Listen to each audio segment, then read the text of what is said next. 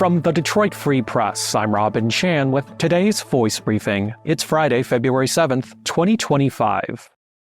This is Lily Altavino with the Detroit Free Press. A Trump proposal to eliminate the U.S. Department of Education is creating anxiety among advocates and parents in Michigan, especially parents of students with disabilities. State Superintendent Michael Rice in a statement said the proposal, quote, fails to recognize, unquote, the agency's role in American education. An act of Congress could eliminate the department, but it's unclear if the idea would garner the votes needed. Trump's administration, however, could still weaken some of the department's functions. Disability advocacy organizations are particularly concerned about how the idea might affect pending investigations into schools accused of misconduct against students with disabilities. To learn why, head to freep.com.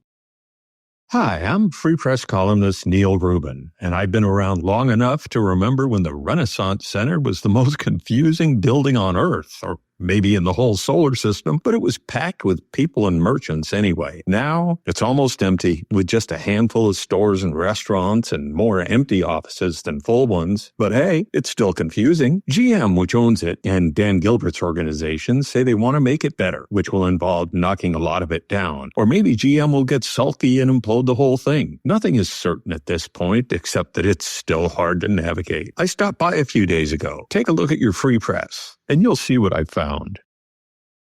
Hey there, everybody. This is Omari Sanko for the second Pistons beat writer for the Detroit Free Press. On this week's episode of our podcast, The Pistons Post, Bryce Simon and I break down what you need to know about the Pistons' moves at yesterday's NBA trade deadline. Here's a quick snippet of our conversation about Dennis Schroeder and the Pistons' other moves. I know the timeline seemed to be melting down a little bit as we got into the final hour, and it wasn't looking like Detroit was going to add anything. They pull it and they get Dennis Schroeder. And to me, he makes a lot of sense, at least for this year. He's an expiring deal. You need a guy that can handle the ball. You need a guy that can pressure the rim. And it seems like at the very least, that's something he can do. I mean, if you're, like I mentioned it earlier, but if you're just coming up like on paper with a guy, with Schroeder's skill set, like that fits what the Pistons need to a T. And I feel like if you just evaluate the market and look at who realistically can you get without giving anything up, like he's probably one of the best case scenarios that you could have come up with. You can hear that full conversation in this week's episode of The Pistons Post, which is available wherever you listen to podcasts. And as always, you can find our latest coverage on freep.com/sports.